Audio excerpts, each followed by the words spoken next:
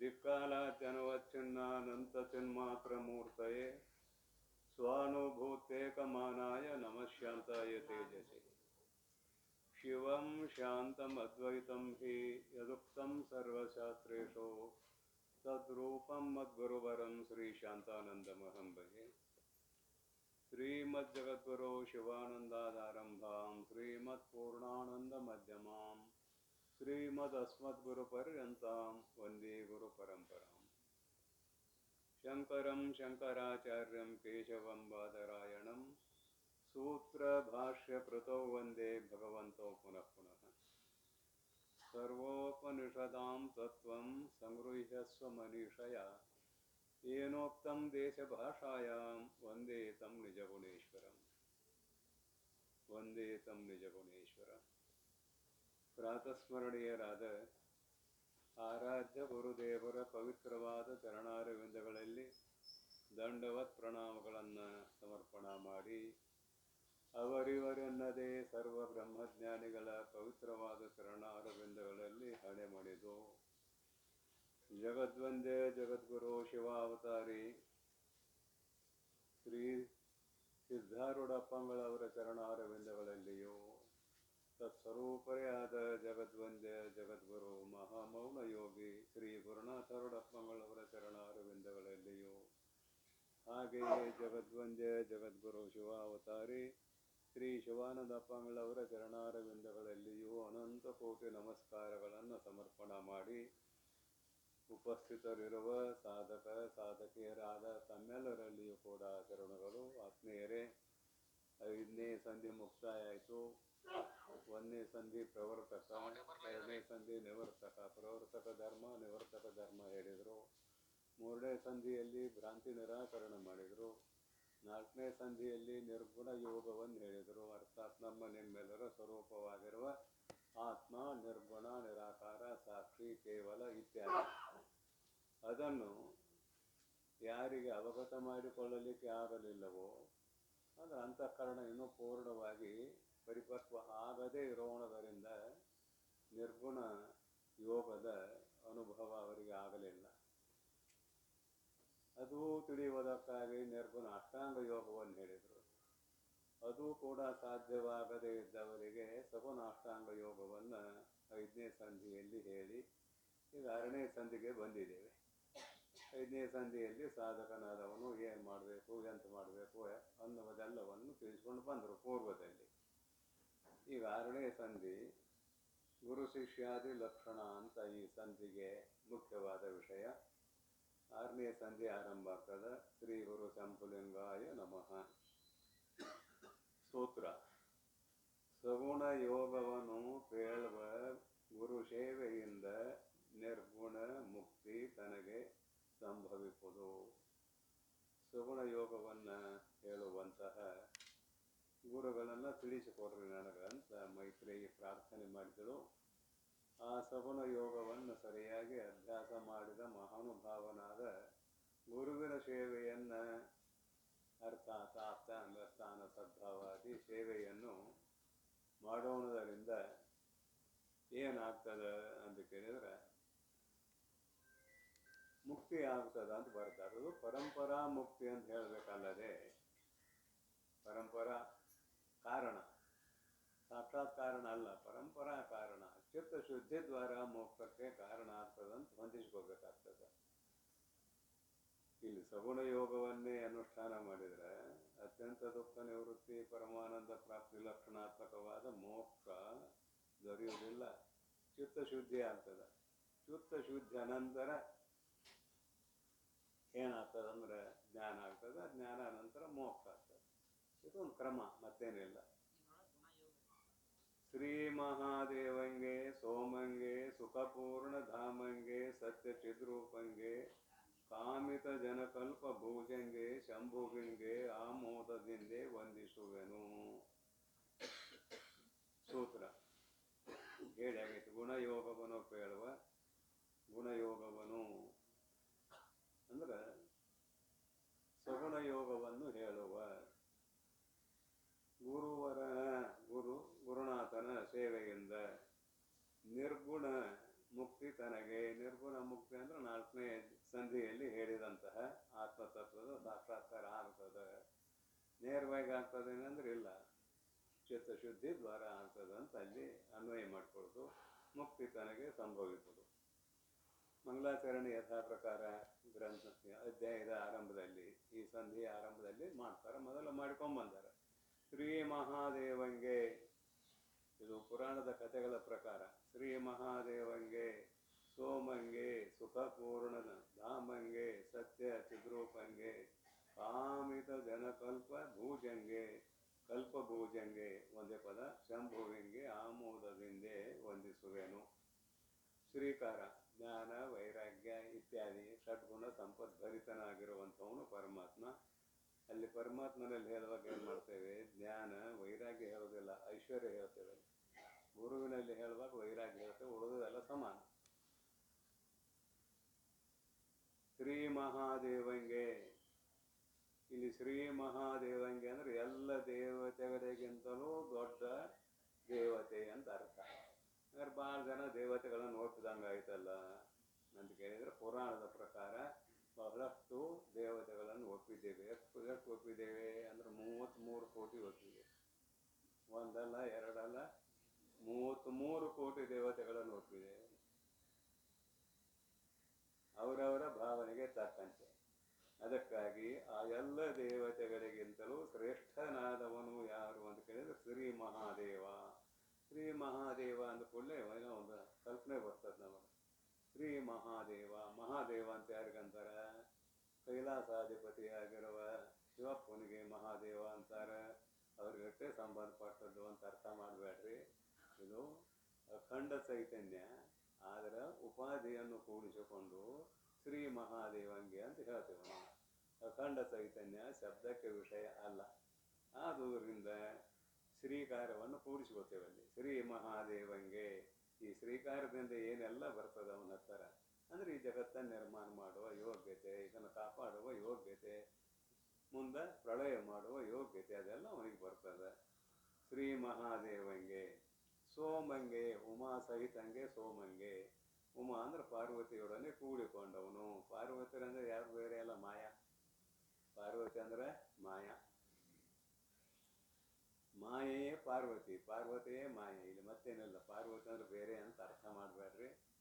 ಮಾಯ ಪರಮಾತ್ಮನ ಶಕ್ತಿ ಸ್ವರೂಪಿಣಿ ಅಂತ ತಿಳ್ಸಾಕ ಹೇಳ್ತೇವೆ. ಅಗ್ನಿಯಲ್ಲಿ ದಾಹಕ ಶಕ್ತಿ ಇದೆ, ಸುಡುವ ಶಕ್ತಿ ಇದೆ. ಆ ಸುಡುವ ಶಕ್ತಿಗೂ ಅಗ್ನಿಗೂ ಭೇದ ಇದೆ ಅನ್ನೋದು ಕೇಳಿದ್ರೆ ಭೇದ ಇಲ್ಲ, ಅಭೇದ ಇದೆ. ಆದ್ರೆ ಇಲ್ಲಿ ಪಾರ್ವತಿ ಅಂತ ಕರೆದಿವಲ್ಲ, ಇಲ್ಲೂ ಅಭೇದನೇ ಇದೆ. ಪರಮಾತ್ಮನ ಶಕ್ತಿಯೇ ಇಲ್ಲಿ ಪಾರ್ವತಿ ಅಂತ ಕರಿತೇವೆ. ಪರಮಾತ್ಮ ತತ್ವಕ್ಕೂ ಅಂದ್ರೆ ಅಖಂಡ ಚೇತನಕ್ಕೂ ಇಲ್ಲಿ ಶಕ್ತಿ ತತ್ವಕ್ಕೂ ಭೇದ ಇಲ್ಲ.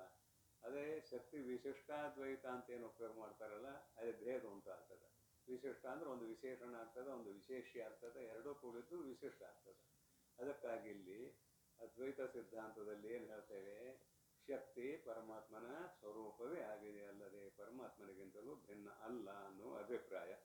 ಅದಕ್ಕಾಗಿ ಶ್ರೀ ಮಹಾದೇವಂಗೆ ಸೋಮಂಗೆ ಉಮಾ ಸಹಿತಂಗೆ ಅಂದ್ರೆ ಉಪಾಧಿ ಸಹಿತಂಗೆ ಅಂತ ಇಲ್ಲಿ ಅಂಗೀಕಾರ ಮಾಡೋದು ನಾವು. ಸುಖಪೂರ್ಣ ಧಾಮಂಗೆ, ಅವೆರಡು ಮ್ಯಾಲ ನೋಡಿದ್ರೆ ಎಲ್ಲ ದೇವತೆಗಳಿಂದಲೂ ದೊಡ್ಡ ದೇವರು ಅಂತ ಆದಾಗ ಇನ್ನೂ ದೇವತೆಗಳಿದಾವಂತಾಯ್ತು. ಅಲ್ಲಿ ದ್ವೈತ ಬುದ್ಧಿ ಬಂತು. ಯಾಕ? ಎಲ್ಲ ದೇವತೆಗಳಿಗಿಂತಲೂ ದೊಡ್ಡ ದೇವತೆ. ಮತ್ತೆ ಎಲ್ಲ ದೇವತೆಗಳು ಇಲ್ಲದೆ ಹೋಗಿದ್ರೆ ದೊಡ್ಡ ದೇವತೆ ಅನ್ನಕ್ಕೆ ಬರ್ತಿರ್ಲಿಲ್ಲ. ಮತ್ತೆ ಎಲ್ಲ ದೇವತೆಗಳು ಇದ್ದಾಗಲೇ ದೊಡ್ಡ ದೇವತೆ ಅನ್ಬೇಕಾಯ್ತು. ಅಲ್ಲಿ ದ್ವೈತ ಅಂತ ಇದೆ ಅಂದಂಗಾಯ್ತು. ಆಮೇಲೆ ಉಮಾ ಸಹಿತಂಗೆ ಅಂದಾಗಲೂ ಕೂಡ ದ್ವೈತ ಇದೆ ಅಂದಂಗಾಯ್ತು. ಸೋಪಾಧಿಕವಾದ ದ್ವೈತ ಅಂತೂ ಎಲ್ಲಿ ದ್ವೈತ ಬಂದ್ರೆ ಅದು ಉಪಾಧಿ ಸಹಿತವಾದದ್ದೇ. ಈಗ ಸುಖಪೂರ್ಣ ಧಾಮಂಗೆ, ಸುಖಪೂರ್ಣ ಧಾಮಂಗೆ ಅಂದಾಗ ಏನಾಗ್ತದೆ ಅಂತ ಕೇಳಿದ್ರೆ, ಇದು ನಿರ್ಗುಣ ಆಗ್ತದೆ. ಕೇವಲ ಸುಖ ಸ್ವರೂಪ ಅವನು, ಪೂರ್ಣ. ಅವನು ಧಾಮ ಅಂದ್ರೆ ಅವನ ಸ್ವರೂಪ, ಕೇವಲ ಸುಖ ಸ್ವರೂಪ, ಪರಿಪೂರ್ಣ ಆದದ್ದು ಅವನ ಸ್ವರೂಪ. ಧಾಮ ಅಂದ್ರೂ ಕೂಡ ಅವನ ಸ್ವರೂಪ. ಅಂದ್ರೆ ಇಲ್ಲಿ ಅಖಂಡ ಚೇತನವೇ ಅಂತ ಅರ್ಥ. ಸುಖಪೂರ್ಣ ಧಾಮಂಗೆ ನೋಡ್ರಿ ಮುಂದೆ ಬರೀತಾರೆ ಹಾಗೆ. ಸತ್ಯ ಚಿದ್ರೂಪಂಗೆ, ತ್ರಿಕಾಲಾಬಾಧಿತವಾದ ಸತ್ಯತ್ವ, ಎಲ್ಲವನ್ನೂ ಬೆಳಗುವ ಚಿದ್ರೂಪತ್ವ. ಅವು ಬೇರೆ ಬೇರೆ ಅಲ್ಲ ಅಂತ ಮೊದಲು ಚಿಂತನೆ ಮಾಡ್ಕೊಂಡು ಬಂದೇವೆ. ಸತ್ಯೇ ಚಿತ್ತು, ಚಿತ್ತೇ ಆನಂದ, ಆನಂದವೇ ನಿತ್ಯ, ನಿತ್ಯವೇ ಪರಿಪೂರ್ಣ ಅಂತ ಚಿಂತನೆ ಮಾಡ್ಕೊಂಡು ಬಂದೇವೆ. ಚಿದ್ರೂಪಂಗೆ ಮತ್ತೇನು ಮಾಡ್ತಾರೆ, ಮತ್ತ ಸಗುಣವನ್ನು ಹೇಳ್ತಾರೆ. ಕಾಮಿತ ಜನಕಲ್ಪ ಭೂಜಂಗೆ, ಕಾಮಿತ ಜನಕಲ್ಪ ಭೂಜಂಗೆ. ಪರಮಾತ್ಮನ ನಾಮಸ್ಮರಣೆ ಮಾಡಿದರೆ ವರಭೋಗನೂ ಆಗ್ತದ, ಮೋಕ್ಷನೂ ಆಗ್ತದಂತ. ಹರನಾಮವನ್ನು ಬಿಡದೆ ಜಪಿಸಬಲ್ಲವರ ಅನ್ನುವ ಪದ್ಯವನ್ನು ನೆನಪು ಮಾಡ್ರಿ. ಹಾಗೆ ಅಲ್ಲಿ ವರಭೋಗನೂ ಸಿಗ್ತದ, ವರ ಮೋಕ್ಷನೂ ಸಿಗ್ತದ. ಅದಕ್ಕಾಗಿ ಕಾಮಿತ ಜನಕಲ್ಪ ಭೂಜಂಗೆ, ಅವರವರ ಇಚ್ಛೆಗೆ ತಕ್ಕಂತಹ ಫಲಗಳನ್ನು ಕೊಡುವ ಸಾಮರ್ಥ್ಯವುಳ್ಳವನು ಸಗುಣ ಬ್ರಹ್ಮ. ಸಗುಣ ಬ್ರಹ್ಮನಿಗೆ ಬಂದರು. ಕಾಮಿತ ಜನಕಲ್ಪ ಭೂಜಂಗೆ ಶಂಭುವಿಂಗೆ, ಶಂಭು ಅಂದ್ರೆ ಸುಖಕ್ಕೆ ಕಾರಣೀಭೂತನಾಗಿರುವ ಪರಮಾತ್ಮನಿಗೆ ಆಮೋದದಿಂದೆ, ಆಮೋದದಿಂದೆ ಬಹಳಷ್ಟು ಪ್ರೀತಿಯಿಂದ ವಂದಿಸುವೆನು, ನಮಸ್ಕರಿಸುವೆನು ಅಂತ ಇಲ್ಲಿ ನಮಸ್ಕಾರಾತ್ಮಕ ಮಂಗಲಾಚರಣೆಯನ್ನು ಮಾಡಿದರು. ನಮಸ್ಕಾರಾತ್ಮಕ ಮಂಗಲಾಚರಣೆ ಆಯ್ತು. ಇಲ್ಲಿ ಮುಂದೆ ಗ್ರಂಥ ಆರಂಭ ಆಗ್ತದ. ಇಲ್ಲಿ ಒಂದಿಷ್ಟು ನಮ್ಮ ಗ್ರಂಥಕಾರರು ಶ್ರೀಮನ್ಯಜೀವನ ಶಿವಯೋಗಿಗಳವರು ಯಾಜ್ಞವಲ್ಕ್ಯರ ಬಗ್ಗೆ ಮನದುಂಬಿ ಹೊಗಳುತ್ತಾರೆ. ಏನಂತಾರೆ ನೋಡ್ರಿ. ಶ್ರೀನಿಧಿ, ಶ್ರೀ ಅಂದ್ರೆ ಲಕ್ಷ್ಮಿ ಅಂತ ಅರ್ಥ ಇದೆ. ಮೋಕ್ಷ ರೂಪ ಲಕ್ಷ್ಮಿ ಅಂತೂ ಅರ್ಥ ಮಾಡಿದ್ದಾರೆ. ಮೋಕ್ಷ ರೂಪ ಲಕ್ಷ್ಮಿ ಅಂತೂ. ಶ್ರೀನಿಧಿ ಅಂದ್ರೆ ಮುಕ್ತನೇ ಆತನು, ಜೀವನ್ ಮುಕ್ತ ಅವಸ್ಥೆಯಲ್ಲಿ ಇರುವವನು. ಸಕಲ ವಿದ್ಯಾಮೂರ್ತಿ, ಸಕಲ ವಿದ್ಯಾಮೂರ್ತಿ ಅಂದ್ರೆ ಪೂರ್ವ ಪಕ್ಷಿಗಳು ಯಾವ ಯಾವ ಶಾಸ್ತ್ರಗಳನ್ನು ಇಟ್ಟುಕೊಂಡಿದ್ದಾರೆಯೋ ಅವೆಲ್ಲ ಶಾಸ್ತ್ರಗಳನ್ನು ಅರಿತವನು. ಕೇವಲ ಅದ್ವೈತ ಸಿದ್ಧಾಂತವನ್ನೇ ಅಲ್ಲ, ಸಕಲ ಶಾಸ್ತ್ರಗಳನ್ನು ಅರಿತವನು. ಯಾಕಂದ್ರೆ ನೋಡ್ರಿ, ಸಕಲ ವಿದ್ಯಾಮೂರ್ತಿ ಶ್ರೀನಿಧಿ, ಮೊದಲು ಮೋಕ್ಷವೇ ಅವನ ಸ್ವರೂಪ, ಮುಕ್ತಿ ಆತನ ಸ್ವರೂಪ. ಸಕಲ ವಿದ್ಯಾಮೂರ್ತಿ, ಎಲ್ಲ ವಿದ್ಯೆಗಳು ಅವನಲ್ಲಿದ್ದವು. ಲೌಕಿಕ ವಿದ್ಯೆ, ವೈದಿಕ ವಿದ್ಯೆ, ಪಾರಮಾರ್ಥಿಕ ವಿದ್ಯೆ ಎಲ್ಲ ಇದ್ದವು. ಸುಕೃತಿ, ಬಹಳಷ್ಟು ಪುಣ್ಯಮಯವಾದ ಶರೀರ. ಅದನ್ನು ಒಂದು ಕಡೆ ವ್ಯಾಖ್ಯಾನ ಮಾಡ್ಕೊಂಡ್ಬಂದಾರೆ ಗ್ರಂಥಕಾರರು. ಸಕಲ ಮುಮುಕ್ಷುಗಳ ನಿಷ್ಕಾಮ ಕರ್ಮವು ಪರಿಪಕ್ವವಾದಾಗ ಒಬ್ಬ ಗುರುವಿನ ಅವತಾರ ಆಗ್ತದೆ ಅಂತ ವರ ಪುಣ್ಯಮಯ ಶರೀರದ ಅನ್ನುವಾಗ ಬರ್ಕೊಂಡ್ಬಂದಾರೆ. ವರ ಪುಣ್ಯಮಯ ಶರೀರದ, ವರ ಪುಣ್ಯಮಯ ಶರೀರದ, ವರ ಪುಣ್ಯಮಯ ಶರೀರದ ಅಂತ ಹೇಳುವಾಗ ವ್ಯಾಖ್ಯಾನ ಮಾಡಿದ್ದಾರೆ. ಅವನು ಕರ್ಮಕ್ಕೆ ಅಧೀನನಾಗಿ ಹುಟ್ಟಿದವನು ಅಲ್ಲ, ಪ್ರಾರಬ್ಧ ಕರ್ಮಕ್ಕೆ ಅಧೀನರಾಗಿ ಹುಟ್ಟಿದವರು ನಾವು ನೀವು ಎಲ್ಲ. ಒಬ್ಬ ಗುರುವಿನ ಅವತಾರ ಆಗಬೇಕಾದ್ರೆ ಸಾಕ್ಷಾತ್ ಪರಮಾತ್ಮನೇ ಗುರು ರೂಪದಿಂದ ಧರೆಗೆ ಬಂದಿದ್ದಾನೆ. ಸಕಲ ಮುಮುಕ್ಷುಗಳ ನಿಷ್ಕಾಮ ಪುಣ್ಯವು ಪರಿಪಕ್ವವಾದಾಗ ಒಬ್ಬ ಗುರುವಿನ ಅವತಾರ ಆಗ್ತದೆ ಅಂತ ತತ್ವವೇತ್ತರು ತಿಳಿಸಿಕೊಂಡು ಬಂದಂತಹ ವಿಚಾರ. ಅದಕ್ಕಾಗಿ ಇಲ್ಲಿ ಹೇಗಿದ್ದಾನಪ್ಪ ಅಂತ ಕೇಳಿದ್ರವ ಸುಖಕ್ಕೆ ಕಾರಣೀಭೂತನಾಗಿರುವಂಥವನು, ಬೇಡಿದವರಿಗೆ ಬೇಡಿದ್ದನ್ನು ಕೊಡುವವನು, ವರಭೋಗ ವರಮೋಕ್ಷ ಎರಡನ್ನು ಕೊಡುವಂಥವನು. ಶಂಭುವಿಂಗೆ, ಅಲ್ಲಿ ಸುಖ ಅಂತ ಅರ್ಥ ಮಾಡಿ ಆಗೈತೆ. ಶಂ ಸುಖ, ಭೂ ಸುಖಕ್ಕೆ ಕಾರಣನಾದವನು ಅಂತ. ಆಮೋದದಿಂದೆ ಬಹಳಷ್ಟು ಪ್ರೀತಿಯಿಂದ ವಂದಿಸುವೆನು, ವಂದಿಸುತ್ತೇನೆ, ನಮಸ್ಕರಿಸುತ್ತೇನೆ ಅಂತ ಇದು ಮಂಗಲಾಚರಣೆ ಮುಗಿತು. ಸಕಲ ನಿಧಿ, ಸಕಲ ವಿದ್ಯಾಮೂರ್ತಿ, ಸುಕೃತಿ, ಸುಕೃತಿ ಅಂದಾಗ ಪುಣ್ಯಮಯ ಶರೀರ ಅಂತ ಅವರದು. ಸುಜ್ಞಾನಿ, ಇಲ್ಲಿ ಏನಂದರು, ಸಕಲ ವಿದ್ಯಾಮೂರ್ತಿ ಅಂದರು, ಮತ್ತೇನಂದರು, ಸುಜ್ಞಾನಿ ಅಂದರು. ಸಕಲ ವಿದ್ಯೆಗಳನ್ನು ಕಲಿತಾಗ ಆತನು ಸುಜ್ಞಾನಿ ಆಗಿಲ್ಲ. ಏನಂದ್ರೆ ಇಲ್ಲಿ ಸಕಲ ವಿದ್ಯಾಮೂರ್ತಿ ಅಂದಾಗ ಶ್ರೋತ್ರಿಯತ್ವ, ಶ್ರೀನಿಧಿ ಅಂದಾಗ ಬ್ರಹ್ಮನಿಷ್ಠತ್ವ, ಅವೆರಡೂ ಇದ್ದಂಥವನು ಅಂತ. ತದ್ವಿಜ್ಞಾನಾರ್ಥಂ ಸ ಗುರುಮೇವಾಭಿಗಚ್ಚೆ ಸಮಿತ್ಪಾಣಿಹೇ ಶ್ರೋತ್ರಿಯಂ ಬ್ರಹ್ಮನಿಷ್ಠಂ ಅನ್ನುವಂತಹ ಶ್ರುತಿ ಇಲ್ಲಿ ಪ್ರಮಾಣಭೂತವಾಗಿ ನಮಗೆ ದೊರೆಯುತ್ತದೆ. ಅದಕ್ಕಾಗಿ ಸುಜ್ಞಾನಿ, ಸುಜ್ಞಾನಿ. ಸುಗುಣಿ, ಸಕಲ ಸದ್ಗುಣಗಳಿಗೆ ತವರು ಮನೆಯಾದವನು, ಸಕಲ ಸದ್ಗುಣಗಳು ಅವನಲ್ಲಿ ಇದ್ದುವು. ಸತ್ಯಮಯವಾಣಿ, ಯಥಾರ್ಥವಾದದ್ದನ್ನು ಹೇಳುವುದು, ಇದ್ದದ್ದನ್ನು ಇದ್ದಂತೆ ಹೇಳುವುದು. ಯಾವುದು ಆ ಇದ್ದದ್ದಾದರೆ ಅದು ಶ್ರುತಿಯೇ ಅಲ್ಲದೆ ಬೇರೆ ಯಾವುದೂ ಅಲ್ಲ. ಶ್ರುತಿಯನ್ನು ಬಿಟ್ಟು ನಾವು ಮಾತಾಡಿದರೆ ಅಸತ್ಯವಾದದ್ದನ್ನೇ ಮಾತನಾಡುತ್ತೇವೆ, ಅಸತ್ಯವಾದದ್ದನ್ನೇ ಸತ್ಯವೆಂದು ತಿಳಿದುಕೊಂಡು ಮಾತನಾಡುತ್ತೇವೆ. ಶ್ರುತಿ ಏನು ಹೇಳ್ತದೆ ಅಂತ ಕೇಳಿದರೆ ನೀನೇ ಬ್ರಹ್ಮ ಅಂತ ಹೇಳ್ತದೆ. ಶ್ರುತಿ ನೀನೇ ಬ್ರಹ್ಮ, ನಿನ್ನ ಸ್ವರೂಪವೇ ಬ್ರಹ್ಮ ಅಂತ ಹೇಳ್ತದೆ ಶ್ರುತಿ. ಅದರ ಮುಖ್ಯ ಗುರಿ ಏನು? ನಿನ್ನ ಸ್ವರೂಪವನ್ನು ತಿಳಿಸುವುದೇ ಸಕಲ ಶ್ರುತಿಗಳ ಮುಖ್ಯ ಗುರಿ, ಸಕಲ ವೇದಗಳ ಮುಖ್ಯ ಗುರಿ. ಇನ್ನು ಅದನ್ನು ಬಿಟ್ಟು ಏನರ ಮಾತಾಡ್ತೇವೆ ಏನಂದ್ರೆ ಅದೆಲ್ಲ ಭ್ರಾಂತ್ಯಾತ್ಮಕವಾದ ಜಗದ್ವಿಷಯಕವಾದ ಮಾತುಗಳು. ಈ ಶರೀರನ ಅಂದಿವಲ್ಲ, ಇದು ಭ್ರಾಂತಿ. ಜಗತ್ ಸತ್ಯ ಅಂದಿವಿ, ಭ್ರಾಂತಿ. ನಂದು ಅಂದಿವಿ, ಭ್ರಾಂತಿ. ನಂದು ಇಲ್ಲಿದೆ, ಎಲ್ಲ ಬಿಟ್ಟು ಹೋಗ್ತದೆ ಒಂದಿನ. ನಂದು ಅನ್ನೋದು ಇಲ್ಲೇ ಇಲ್ಲ, ಇದು ಭ್ರಾಂತಿ. ಇದೆಲ್ಲ ಅಸತ್ಯವನ್ನೇ ಮಾತಾಡುವಂಥದ್ದು. ಅಸತ್ಯವನ್ನೇ ಸತ್ಯ ಅಂತ ತಿಳ್ಕೊಂಡು ಮಾತಾಡ್ತೇವೆ. ಅದಕ್ಕಾಗಿ ಯಥಾರ್ಥವಾದದ್ದನ್ನು ನುಡಿಯುವವನು ಅಂದರೆ ಪ್ರಮಾಣ ಇದೆ. ತಮೇತಂ ವೇದಾನುವಚನೇನ ತಮೇತಂ ಆತ್ಮಾನಂ ವಿಜಾನಥ ಅನ್ಯಾಹ ವಾಚಃ ವಿಮುಂಚತ ವಾಚೋ ಹಿ ವಿಗ್ಲಾಪನಂ ಹಿತತ್. ಒಂದು ಶ್ರುತಿ ವಾಕ್ಯ ಇದು. ಆತ್ಮತತ್ವವನ್ನು ತಿಳಿದುಕೊಳ್ಳುವ ಮಾತುಗಳನ್ನೇ ಮಾತನಾಡಿರಿ, ಅದಕ್ಕಿಂತಲೂ ಭಿನ್ನವಾದ ಮಾತುಗಳನ್ನು ಮಾತನಾಡಲಿಕ್ಕೆ ಹೋಗಬೇಡಿರಿ. ಯಾಕಂದ್ರೆ ಬರೀ ಕಂಠ ಶೋಷಣೆ ಆಗ್ತದಲ್ಲದೆ ಅದರಿಂದ ಏನೂ ಪ್ರಯೋಜನ ಆಗೋದಿಲ್ಲ ಅಂತ ಅದು ಉಪನಿಷತ್ ವಾಕ್ಯವೇ. ತಮೇತಂ ವೇದಾನುವಚನೇನ ಆತ್ಮಾನಂ ವಿಜಾನಥ ಅನ್ನೋದು. ಹೀಗಿರುವಾಗ ಅದು ಬೃಹದಾರಣ್ಯಕಲ್ಲೇ ಬರುವಂಥದ್ದು, ಇದೇ ಉಪನಿಷತ್ನಲ್ಲಿ ಬರುವಂಥದ್ದು. ಅದಕ್ಕಾಗಿ ಇಲ್ಲಿ ಏನಂತಾರೆ ಇವರು, ಸತ್ಯಮಯವಾಣಿ, ಕೇವಲ ಆತ್ಮತತ್ವ ವಿಷಯಕವಾಗಿಯೇ ಮಾತನಾಡುವುದು ಅವರ ಕರ್ತವ್ಯವಾಗಿತ್ತು. ಅದನ್ನು ನೋಡ್ರಿ ನೀವು, ಬೃಹದಾರಣ್ಯಕೋಪನಿಷತ್ ನೋಡಿದಾಗ ಬರೀ ಆತ್ಮಚಿಂತನೆ ವಿಷಯವೇ ಅಲ್ಲಿ ಬರ್ತದಲ್ಲದೆ ಬೇರೆ ಏನೇನು ಬರುವುದಿಲ್ಲ. ಸತ್ಯಮಯವಾಣಿ ಆನಂದ ಶರಧಿ. ಹೇಗಿದ್ದಾನೆ ಆನಂದ, ಸಾಕೆನಿಸದೆ ಸವೆಯದೆ ಅಂತ ಏನು ಇದೆ ಗ್ರಂಥಕಾರರ ಕೈವಲ್ಯ ಪದ್ಧತಿಯಲ್ಲಿ ಹೇಳಿದಂತೆ ಆನಂದ ಆನಂದಮಯ ಕೋಶಕ್ಕಿಂತಲೂ ಭಿನ್ನ. ಆನಂದಮಯ ಕೋಶ ಅಲ್ಲ, ಆನಂದಮಯ ಕೋಶ ಉಪಾಧಿಯಿಂದ ಕೂಡಿಕೊಂಡಿದೆ. ಆನಂದಮಯ ಕೋಶಕ್ಕೆ ಯಾವನು ಆಧಾರನಾಗಿದ್ದಾನೆಯೋ ಅವನೇ ನಿನ್ನ ಸ್ವರೂಪ ಅಂತ ತೈತ್ತಿರೀಯ ಉಪನಿಷತ್ ಹೇಳ್ತದೆ. ಆ ತತ್ವವೇ, ಆ ಬ್ರಹ್ಮವೇ ನಿನ್ನ ಸ್ವರೂಪ ಅಂತ. ಬ್ರಹ್ಮಪುಚ್ಛಂ ಪ್ರತಿಷ್ಠಾ ಅಂತ ಅಲ್ಲಿ ಬರೆದ್ದಾರೆ. ಕೋಶಗಳನ್ನು ಹೇಳ್ತಾ ಕೊನೆಗೆ ಆನಂದಮಯ ಕೋಶಕ್ಕೆ ಬ್ರಹ್ಮಪುಚ್ಛಂ ಪ್ರತಿಷ್ಠಾ, ಒಂದು ಪಕ್ಷಿ ರೂಪಕ ಮಾಡಿದರೆ ಬ್ರಹ್ಮಪುಚ್ಛಂ ಪ್ರತಿಷ್ಠಾ. ಈ 5 ಕೋಶಗಳಿಗೆ ಆಧಾರಭೂತವಾದ ತತ್ವವೇ ಆತ್ಮತತ್ವ, ಅದುವೇ ಬ್ರಹ್ಮ, ಅದುವೇ ನಿನ್ನ ಸ್ವರೂಪ ಅಂತ ಮುಕ್ತಾಯ ಆಗ್ತದೆ ಅಲ್ಲಿ. ಅದಕ್ಕಾಗಿ ಆನಂದ ಶರಧಿ, ಆನಂದ ಅನ್ನೋ ಶಬ್ದದ ಬಗ್ಗೆ ಮೊನ್ನೆ ಮಾತನಾಡಿದ್ದೇವೆ. ಅದಕ್ಕೆ ವಿರುದ್ಧ ಶಬ್ದ ಇಲ್ಲ. ಆನಂದ ಶರಧಿ, ಸುಖಕ್ಕೆ ವಿರುದ್ಧ ಶಬ್ದ ಇದೆ, ದುಃಖ. ಆದ್ರೆ ಆನಂದಕ್ಕೆ ನೇರವಾಗಿ ವಿರುದ್ಧ ಶಬ್ದ ಇಲ್ಲ, ನೇರವಾಗಿ ಇಲ್ಲ. ನೀವು ಏನಾದರೂ ಒಂದು ಅವಯವ ಕೂಡಿಸಿ ಪ್ರತ್ಯಯ ಕೂಡಿಸಿ ಏನಾರ ಹೇಳ್ಬೋದು. ನ ಆನಂದ ನಿರಾನಂದ ಅಂದೆ ಏನರ ಒಂದು ಮಾಡ್ಬೋದು ನೀವು ನೈ ಸಮಾಸ ಮಾಡಿದರೆ. ಆದರೆ ಹಾಗಾಗೋದಿಲ್ಲ. ಅದು ನೇರವಾಗಿ ಸುಖ ದುಃಖ, ಹಗಲು ರಾತ್ರಿ, ಹೋಗು ಬಾ, ಕೊಡು ತೆಗೆದುಕೋ, ಇವು ನೇರವಾಗಿ ಹೇಗೆ ವಿರುದ್ಧ ಶಬ್ದಗಳು ಇವೆಯೋ ಹಾಗೆ ಆನಂದಕ್ಕೆ ನೇರವಾಗಿ ವಿರುದ್ಧ ಶಬ್ದ ಇಲ್ಲ ಅನ್ನುವುದಕ್ಕಾಗಿ ಇಲ್ಲಿ ಆನಂದ ಶರಧಿ, ಆನಂದದ ಸಮುದ್ರವೇ ಆಗಿದ್ದ ಯಾಜ್ಞವಲ್ಕ್ಯ ಅನ್ನುವುದನ್ನು ಗ್ರಂಥಕಾರರು ಹೊಗಳ್ತಾ ಇದ್ದಾರೆ ಮನದುಂಬಿ. ಸನ್ಮುನಿ, ಬರೇ ಮುನಿ ಅಲ್ಲ, ಸನ್ಮುನಿ, ಮುನಿಗಳೆಲ್ಲರಲ್ಲಿಯೂ ಶ್ರೇಷ್ಠನಾದವನು ಸನ್ಮುನಿ. ಯಾಜ್ಞವಲ್ಕ್ಯ, ಯಾಜ್ಞವಲ್ಕ್ಯ ಅವನ ಹೆಸರ. ಯಜ್ಞವಲ್ಕಸ್ಯ ಅಪತ್ಯಂ ಪುಮಾನ್ ಯಾಜ್ಞವಲ್ಕ್ಯ ಅಂತ ಅರ್ಥ. ಯಾಜ್ಞವಲ್ಕ್ಯ ನಿರ್ಮಾನಿ, ಅಭಿಮಾನ ಇರಲಿಲ್ಲ.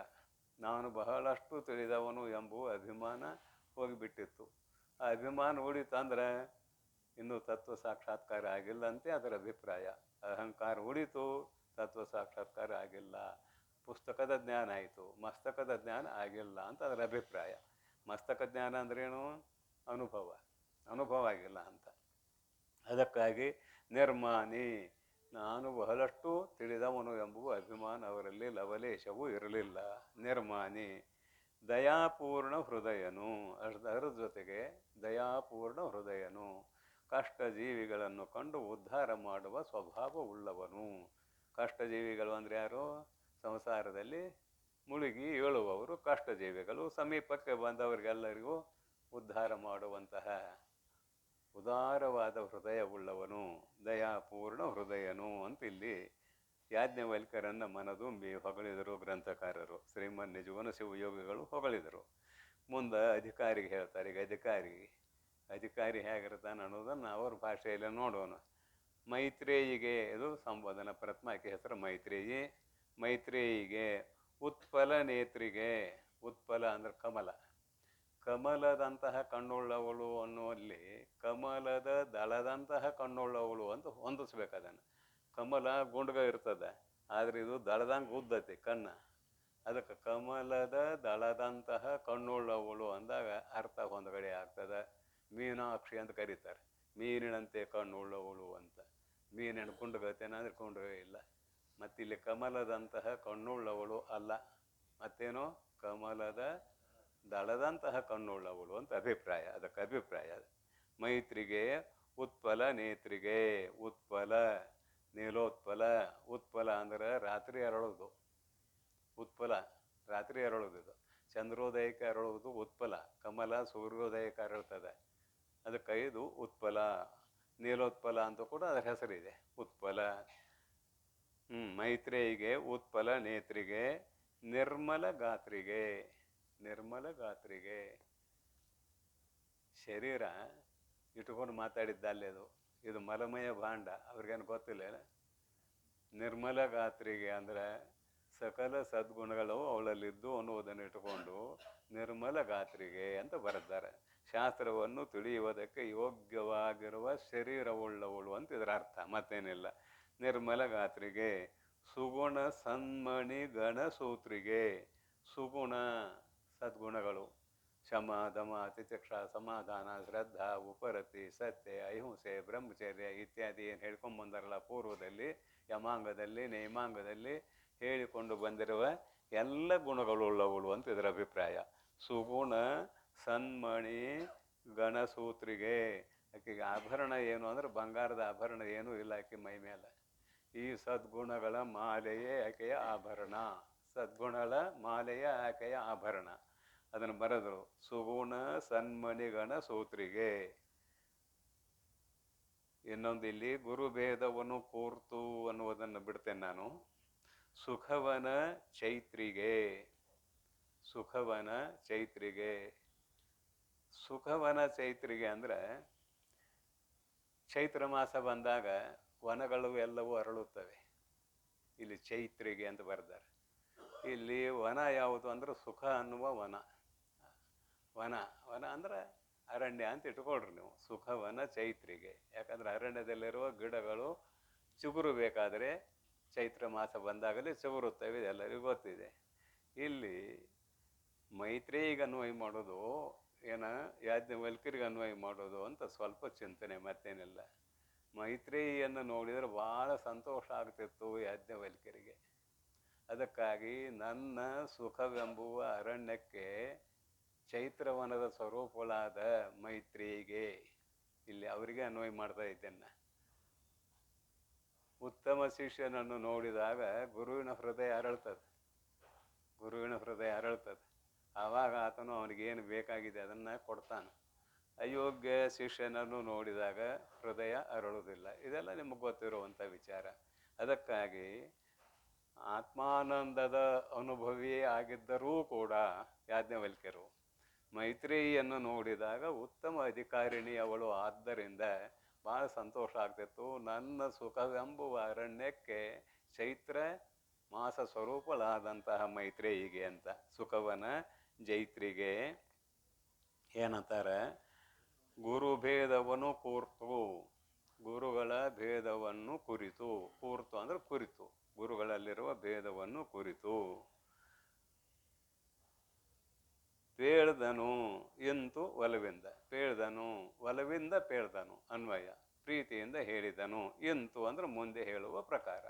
ಮುಂದೆ ಹೇಳುವ ಪ್ರಕಾರ ಹೇಳಿದನು ಅಂತ ಇಲ್ಲಿ ಅನ್ವಯ ಮಾಡಿಕೊಳ್ಬೇಕು ಅಲ್ಲಿರುವ ಶಬ್ದಗಳನ್ನು. ಆಗ ಒಂಥರ ಒಂದು ವಾಕ್ಯ ರಚನೆ ಆಗ್ತದೆ. ಇಂತು ಒಲವಿಂದ ಪೇಳ್ದನು. ಇಲ್ಲೇನು ಬರೀ ನಾಮ ಸಂಕೀರ್ತನ ಅಷ್ಟೇ ಇದೆ, ಇಲ್ಲೇನು ವಿವರಣೆ ಮಾಡುವಂಥ ಕೆಲಸ ಇಲ್ಲ. ಈ ಜಗತ್ರಯದೊಳು ರಾಜಿಪ ಸಾಮ್ರಾಜ್ಯ ಭಾಜನವೆನಿಸುವ ಗತಿಯನ್ನು ಉಳಿತು. ಕಾಮಿನಿ ಕೇಳು ಇಹದೊಳು ಸುಖವನು, ಬಳಿಕ ಆ ಮಹಾ ನರಕ ದುಃಖವನು ಈವ ನೇಮವಿಡಿದು ಪೇಳುವ ಬಗೆ ಪಿಡಿದಿರ್ಪನೆ ತಾಮಸವೆನಿಸುವ ಗುರುವಕ್ಕೂ. ಇವಾಗ ತಮೋ ಗುರು ಅಂದರು, ಕೈವಲ್ಯ ಪದ್ಧತಿಯಲ್ಲಿ ನಿಷಿದ್ಧ ಗುರು ಅಂದರು. ಜ್ಞಾನ ಪ್ರತಿಪಾದನ ಸ್ಥಳದಲ್ಲಿ ನಿಷಿದ್ಧ ಗುರು ಅಂದರು. ಎರಡನೇದವ ಕಾಮ್ಯ ಗುರು ಅಂತಾರೆ. ಇಲ್ಲೇ ಇವರು ಹಂಗೆ ಅಂತಾರೆ, ಹೆಸರು ಬೇರೆ ಮಾಡ್ಯಾರ ಅಷ್ಟೇ, ಮತ್ತೇನಿಲ್ಲ. ನೋಡ್ರಿ, ಕಾಮಿನಿ ಕೇಳು, ಏಕಾಗ್ರವಾಗಿ ಕೇಳು, ಅದ ಕೇಳು. ಇಹ ಸುಖವನು ಅಂದ್ರೆ ಆಕರ್ಷಣ ವಶ್ಯಾದಿಗಳಿಂದ ಇಹ ಸುಖವನು ಅಂತ ಕೈವಲ್ಯ ಪದ್ಧತಿಯಲ್ಲಿ ಹೇಳಿದಂತೆ ಇಲ್ಲೊಂದಿಷ್ಟು ಏನು ಮಾಡಿದಾರಂದ್ರೆ, ಒಬ್ಬನೇ ಗುರು 6 ತೆರನಾಗಿ ವರ್ತಿಸುತ್ತಾನೆ ಅಂತ ಅನ್ವಯ ಮಾಡಲಿಕ್ಕೆ ಅವಕಾಶ ಇದೆ ಅಂತ ಅಂಗೀಕಾರ ಮಾಡಿದ್ದೇವೆ. ಒಬ್ಬನೇ ಗುರು ಕೈವಲ್ಯ ಪದ್ಧತಿಯ ಪ್ರಕಾರ 6 ತೆರನಾಗಿ ವರ್ತಿಸುತ್ತಾನೆ. ಅವರವರ ಅಧಿಕಾರಕ್ಕೆ ಅನುಗುಣವಾಗಿ ಅವರೊಡನೆ ಕೂಡಿಕೊಂಡು ಅವರಂತೆ ಆಗಿ ಕರ್ಮಿಗಳಂತೆ ಯೋಗಿಗಳಂತೆ ಭೋಗಿಗಳಳು ಭೋಗಿಗಳಂತೆ ಅವರಂತೆ ಭಾವಿಸುತ್ತೇನು ಉಪಹಿತ ಮಣಿಯಂತೆ ಅಂತ ಏನು ಹೇಳ್ಕೊಂಬಂದಲ್ಲ ಜೀವನ ಮುಕ್ತನ ವಿಷಯವನ್ನು, ಇಲ್ಲಿ ಪರಮ ತತ್ವಜ್ಞಾನಿ ಈ ಜನನ ಮರಣಾತ್ಮಕವಾದ ಸಂಸಾರದಲ್ಲಿ ಮುಳುಗಿರುವಂತಹ ಕಷ್ಟ ಜೀವಿಗಳನ್ನು ಕಂಡು, ಅದರಲ್ಲೂ ಇನ್ನೂ ದುರಾಚಾರಿಗಳನ್ನು ಕಂಡು ಅವರನ್ನೂ ಕೂಡ ಉದ್ಧಾರ ಮಾಡಬೇಕನ್ನುವ ಭಾವನೆ ಸದ್ಗುರುವಿನಲ್ಲಿ ಇರುವಂಥದ್ದು ಅನ್ನುವುದನ್ನು ಇಲ್ಲಿ ತಿಳ್ಕೊಳ್ಳಿಕ್ಕೆ ಅವಕಾಶ ಇದೆ ನಮಗೆ. ಕೈವಲ್ಯ ಪದ್ಧತಿ ಆಯಿತು, ಇದು ಆಯಿತು, ಒಂದೇ ಅರ್ಥ ಕೊಡ್ತಾವ, ಮತ್ತೇನಿಲ್ಲ.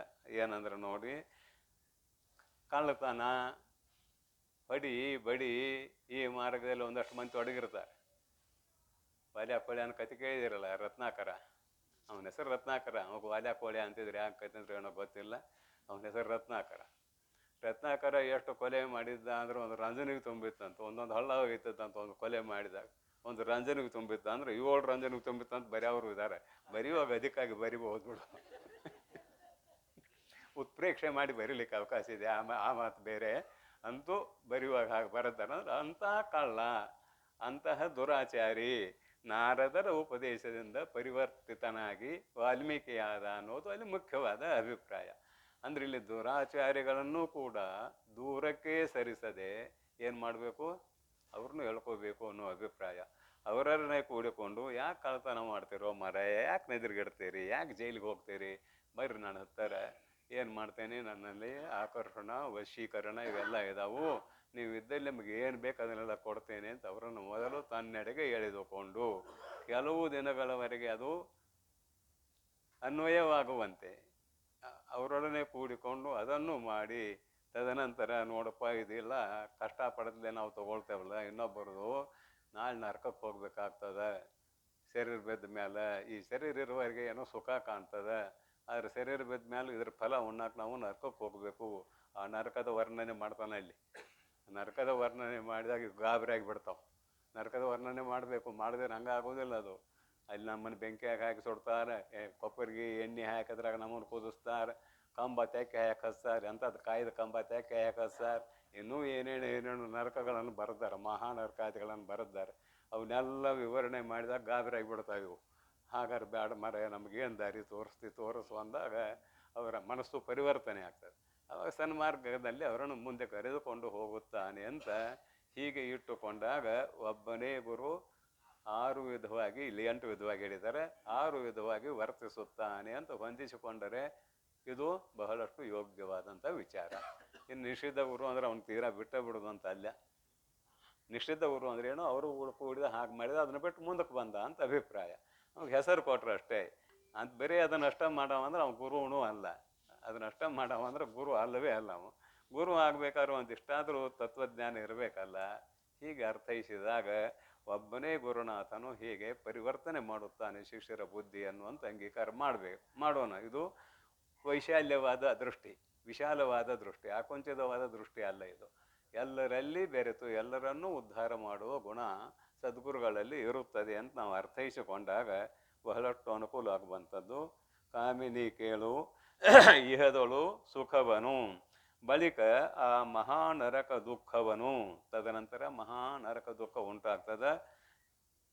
ದುಃಖವನು ನೇಮ ಬಿಡಿದು ಈ ರೀತಿಯನ್ನು ಆಶ್ರಯಿಸಿಕೊಂಡು ಪೇಳುವ ಬಗೆ ಅಂದರೆ ಹೇಳುವತನವು, ಅಥವಾ ಈ ನಿಯಮವನ್ನು ಅಳವಡಿಸಿಕೊಂಡು ಹೇಳುವತನವು, ಬಗೆ ಅಂದರೆ ಹೇಳುವತನವು, ಬಿಡಿದಿರ್ಪನೆ ಹೇಳುವತನವನ್ನು ಹಿಡಿದುಕೊಂಡವನೇ ತಾಮಸ ನೆನೆಸುವ ಗುರುವು ಒಕ್ಕು. ಇಲ್ಲಿ ತಾಮಸ ಗುರು ಅಂತ ಬರೆದ್ರು, ಅಲ್ಲಿ ನಿಷಿದ್ಧ ಗುರು ಅಂತ ಬರೆದ್ರು. ಇಲ್ಲಿ ಗುಣಗಳ ಹೆಚ್ಚು ಕಡಿಮೆಯಿಂದ ಹೇಳ್ತಾ ಹೋಗ್ತಾರೆ. ರಾಜಸ ಗುರು, ಸಾತ್ವಿಕ ಗುರು ಅಂತ ಹೀಗೆ ಪಾಠ ಮಾಡ್ತಾರೆ. ಇಲ್ಲೇ ತಾಮಸ ಗುರುವು ಹಕ್ಕು. ಮುಂದಿನ ನುಡಿಗೆ ಹೋಗೋಣ. ಈ ಜಗತ್ರಯದೊಳು ರಾಜಿಪ ಸಾಮ್ರಾಜ್ಯ ಭಾಜನವೆನಿಸುವ ಗತಿಯನು ಓಜೆಯಿಂದ ವರೆಯಬಲ್ಲಾತನು ಎನಿಸುವನು ರಾಜಾಸ್ಯೆ ರಾಜ ಗುರುವು ಎಂದು. ರಾಜಾಸ್ಯೆ ಅಂತ ಬರೆದ್ರಿ ಇಲ್ಲಿ. ಇದು ಒಂದು ಶಬ್ದ. ರಾಜ ಶಬ್ದವನ್ನು ಸಾಮಾನ್ಯವಾಗಿ ಚಂದ್ರ ಅನ್ನುವ ಅರ್ಥದಲ್ಲಿ ಬರಿತಾರು ಅಂತ ಒಂದರ ರೂಪಕ ಇಟ್ಟುಕೊಂಡಾಗ ಆಶ್ಯ ಅಂದ್ರೆ ಮುಖ, ರಾಜಾಸ್ಯ ಅಂದ್ರೆ ಚಂದ್ರನಂತಹ ಮುಖವುಳ್ಳವಳೆ. ಅದರ ಬಗ್ಗೆ ಪೂರ್ವದಲ್ಲಿ ಸಾಕಷ್ಟು ಸಲ ಆಗಿದೆ. ಹಾಗೆ ಯಾಕಂದ್ರು ಏನು ಅಂದ್ರೆ ಹಸನ್ಮುಖಿಯಾಗಿ ಕೇಳುತ್ತಿದ್ದಳು ಶಾಸ್ತ್ರವನ್ನು ಅಂತ ಅದರ ಅಭಿಪ್ರಾಯ, ಮತ್ತೇನಿಲ್ಲ. ರಾಜಾಸ್ಯ ಅಂದ್ರೆ ಏನಂತಾರೆ ನೋಡ್ರಿ, ರಾಜಾಸ್ಯ ಸಂಬೋಧನೆ ಪ್ರಥಮ ಇದೆ. ಅದು ಜಗತ್ರಯದಳು, ಮೂರು ಜಗತ್ತು. ಮೂರು ಜಗತ್ತ ಹಿಂದೊಂಥರ ಹೇಳ್ಕೊಂಬಂದಾರೆ. ಹಿಂದದೆಲ್ಲ ಪಾಠ ಆಗೈತಿ. ಸ್ವರ್ಗ ಮರ್ತ್ಯ ಪಾತಾಳ ಅಂತ ಇಟ್ಕೊಳ್ರಿ, ಇಲ್ಲಿ ಬೇಕಾದ್ರೆ ಏನು ತಪ್ಪಿಲ್ಲ. ಜಾಗ್ರ ಸ್ವಪ್ನ ಸುಷುಪ್ತಿ ಇವನ್ನ ಮೂರು ಲೋಕ ಅಂತ ಹಿಂದೆ ಹೇಳ್ಕೊಂಬಂದಾರೆ. ನೆನಪಿರಬೇಕಾದ್ರೆ ಹಿಂದೆ ಹೇಳ್ಕೊಂಬಂದದ್ದು. ಈಗ ನಾವು ಭೂಲೋಕ, ಮರ್ತ್ಯಲೋಕ, ಸ್ವರ್ಗಲೋಕ ತಗೊಳ್ಳೋಣ. 14 ಲೋಕನೂ ಹೇಳಿದಾರೆ. ಕೆಳಗಿನ್ನು 7 ಹೇಳ್ಯಾರ, ಮೇಲಿನ್ನು 7 ಹೇಳ್ಯಾರ. ಬೇಕಾದ್ರೆ ಅವನಾರ ತಗೊಳ್ರಿ. ಇಲ್ಲಿ 3 ಅಂತ ಹೇಳ್ಯಾರ. ಅಂತೂ ನಮಗೆ 3. ಜಗತ್ರಯದಳು ರಾಜಿಪ ಶೋಭಾಯಮಾನವಾಗಿ ತೋರುವ ಸಾಮ್ರಾಜ್ಯ ಭಾಜನವೆನಿಸುವ, ಇವನಿಗೆ ಸಾಮ್ರಾಜ್ಯವೇ ಪ್ರಾಪ್ತವಾಗುತ್ತದೆ ಎಂದು ತೋರಿ ಬರುವ ಗತಿಯನು, ದಾರಿಯನ್ನು ಓಜೆಯಿಂದ ಬಹಳಷ್ಟು ಪ್ರೀತಿಯಿಂದ ವರೆಯಬಲ್ಲಾತನು ಎನಿಸುವನು, ಹೇಳಬಲ್ಲಾತನು ಎನಿಸುವನು. ಏನು ಎನಿಸುವನು? ರಾಜಸ ಗುರುವು ಎಂದು ಎನಿಸುವನು. ಇವನಿಗೆ ರಾಜಸ ಗುರು ಅಂತ ಕರೀತಾರೆ. ಅಲ್ಲಿ 2ನೇ ಗುರು ಹೇಳಿದ್ರಲ್ಲ, ನಿಷಿದ್ಧ ಗುರು, ಕಾಮ್ಯ ಗುರು. ಕಾಮ್ಯ ಗುರು ಮತ್ತು ಈ ರಾಜಸ ಗುರು ಏನು ವ್ಯತ್ಯಾಸ ಇಲ್ಲ, ಇಬ್ಬರು ಒಂದೇ. ಆದ್ರೆ ಮುಂದಿಂದ ಏನು ಹೇಳ್ತಾರೆ ನೋಡೋಣ. ಇಲ್ಲಿ ಜಗತ್ರಯದಳು ಆಯ್ತಲ್ಲ. ಸತ್ವದಿಂದ ಅನುಪಾಧಿಕತ್ವವೆನಿಸುವನು, ಎನಿಸುವನು ಅಲ್ಲ, ಸತ್ವದಿಂದ ಅನುಪಾಧಿಕತ್ವವೆನಿಸುವ ಮಹತ್ವದ ಮುಕ್ತಿ ಪದವನು ಈವ ತತ್ವವಿದು ಎಂದು ತಿಳುಪಬಲ್ಲವನು ತಾನೇ ಸಾತ್ವಿಕ ನೆನಪ ಸದ್ಗುರು ವಕ್ಕು. ಭೇದಗತಿಗಳು ಹೇಯವೆಂದು ಅಂತ ಅಲ್ಲೇನು ಬರ್ದಾರಲ್ಲ, ಅದನ್ನ ನೆನಪು ಮಾಡಿಕೊಡ್ರಿ. ಅವನು ಬಿಡಿಸೋದು ಭೇದಗತಿ ಇವೆಲ್ಲ ಮತ್ತೆ ಹುಟ್ಟು ಸಾವು ಇದ್ರಾಗ ಇರೋದಪ್ಪ. ಅದಕ್ಕಾಗಿ ಮೇಲಿನ ಲೋಕಕ್ಕೆ ಹೋದ್ರೆ ಮತ್ತೆ ತಿರುಗಿ ಬರಬೇಕು. ಕ್ಷೀಣೆ ಪುಣ್ಯ ಮರ್ತ್ಯ ಲೋಕ ಮಿಷಂತಿ ಇತ್ಯಾದಿ ನೆನಪು ಮಾಡಿ ಆ ಭೇದಗತಿಯಲ್ಲಿ ಇರುವ ಬುದ್ಧಿಯನ್ನು ಬಿಡಿಸಿ ಆತ್ಮನ ಕಡೆ ಮುಖ ಮಾಡೋದು. ಅಂದ್ರೆ ಆತ್ಮನನ್ನು ತಿಳಿಯುವ ದಾರಿಯ ಕಡೆಗೆ ಮುಖ ಮಾಡೋದು ಅಂತ ಇಲ್ಲಿ ಅಭಿಪ್ರಾಯ. ಏನಂತಾರೆ? ಜಗತ್ರಯದಳು ರಾಜಪ ಸಾಮ್ರಾಜ್ಯ ಭಾಜನವೆನಿಸುವ ಗತಿಯನು ಓಜೆಯಿಂದ ವರೆಯಬಲ್ಲಾತನೇ ಎನಿಸುವನು ರಾಜಾಸ್ಯ ರಾಜಸಗುರು ಆಯ್ತಲ್ಲದ. ಸತ್ವದಿಂದ ಅನುಪಾಧಿಕತ್ವವೆನಿಸುವ, ಸತ್ವದಿಂದ ಅನುಪಾಧಿಕವೆನಿಸುವ. ಸತ್ವದಿಂದ ಅಂದರೆ ಇಲ್ಲಿ ಸತ್ವಗುಣದ ಗುರು ಅಂತ ಹೇಳೋರಿದ್ದಾರೆ. ಪರಂತು ಇಲ್ಲಿ ಸತ್ವ ಅನ್ನುವ ಶಬ್ದವನ್ನು ನಾವೇನು ಅರ್ಥೈಸೋಣ ಅಂತ ಕೇಳಿದರೆ, ಯಾವಾಗಲೂ ಇರುವಂತಹ ಅನುಪಾಧಿಕನು, ಸತ್ವದಿಂದ ಅನುಪಾಧಿಕತ್ವವೆನಿಸುವ, ಸತ್ವದಿಂದ ಅನುಪಾಧಿಕತ್ವವೆನಿಸುವ ಮಹತ್ವದ ಅತ್ಯಂತ ಶ್ರೇಷ್ಠವಾದ ಮುಕ್ತಿ ಪದವನು ಈವ, ಮೋಕ್ಷ ಪದವನ್ನು ಪ್ರಾಪ್ತಿ ಮಾಡಿಕೊಡುವ ತತ್ವವಿದು ಎಂದು, ಮೋಕ್ಷ ಪದವನ್ನು ಪ್ರಾಪ್ತಿ ಮಾಡಿಕೊಡುವ ತತ್ವವಿದು ಎಂದು. ಮತ್ತಿಲ್ಲಿ ತತ್ವ ಅನ್ನೋ ಶಬ್ದ ಬರೆದ್ರು. ಶಬ್ದಗಳು ಒಂದಿಷ್ಟು ಒಮ್ಮೆ ಏನು ಮಾಡ್ತಾವ ಅಂತ ಕೇಳಿದರೆ, ಮುಕ್ತಿಯೇ ನಿಜವಾದ ತತ್ವ, ಮೋಕ್ಷವೇ ನಿಜವಾದ ಆತ್ಮಸ್ವರೂಪ, ಅದುವೇ ತತ್ವ. ಆದರೆ ಮತ್ತೊಮ್ಮೆಲಿ ತತ್ವವಿದು ಎಂದು, ತತ್ವವಿದು ಅಂದಾಗ ಇಲ್ಲೇನು ಮಾಡಬೇಕು? ಇದು ಜ್ಞಾನ ಮಾರ್ಗವು ಎಂದು ಅಂತ ಅರ್ಥ ಮಾಡ್ಬೇಕು ನಾವು. ಅಲ್ಲಿದ್ದದ್ದನ್ನು ಸ್ವಲ್ಪ ಪರಿವರ್ತನೆ ಮಾಡ್ಕೋಬೇಕು. ತತ್ವವಿದು ಎಂದು, ಜ್ಞಾನ ಮಾರ್ಗವು ಇದು ಎಂದು ತಿಳುಪಬಲ್ಲವನು ತಾನೇ, ಹೀಗೆ ಹೇಳುವವನು ತಾನೇ ಸಾತ್ವಿಕ ನೆನಿಪ ಗುರುವು ಅಕ್ಕು. ಇವನಿಗೆ ಸಾತ್ವಿಕ ಗುರು ಅಂತ ಕರೀತಾರೆ. ಇಲ್ಲೇನು ಮಾಡಿದರು? ತಾಮಸ ಗುರು, ರಾಜಸ ಗುರು, ಸಾತ್ವಿಕ ಗುರು ಅಂತ ಕರೆದ್ರು. ಅಲ್ಲಿ ಏನು ಹೇಳಿದರು ಅಂತ ಕೇಳಿದರೆ, ಕೈವಲ್ಯ ಪದ್ಧತಿಯಲ್ಲಿ ಭೇದಗತಿಗಳು ಹೇಯವೆಂದು ಅಂತ ಏನು ಬರ್ತಾರಲ್ಲ, ಆ ನುಡಿ ಅರ್ಥವನ್ನು ನೆನಪು ಮಾಡಿಕೊಡ್ರಿ, ಇಲ್ಲಿ ಕೂಡ್ತದೆ. ಮುಂದಿಂದ ಅಣಿಮಾದಿ ಅನ್ನುವಂಥದ್ದು ಬರ್ತದೆ ನೋಡೋಣ. ಇಲ್ಲಿ ಏನು ಶಬ್ದಾರ್ಥ ಅಷ್ಟೇ ಇದೆ, ಇಲ್ಲಿ ಹೆಚ್ಚಿಗೆ ಏನು ಚರ್ಚೆ ಮಾಡೋದಿಲ್ಲ. ಅಣಿಮಾದಿ ಪದವೀವ ಗುಣಯೋಗಂ ಉಳಿದು ನಿರ್ಗುಣ ಮುಕ್ತಿ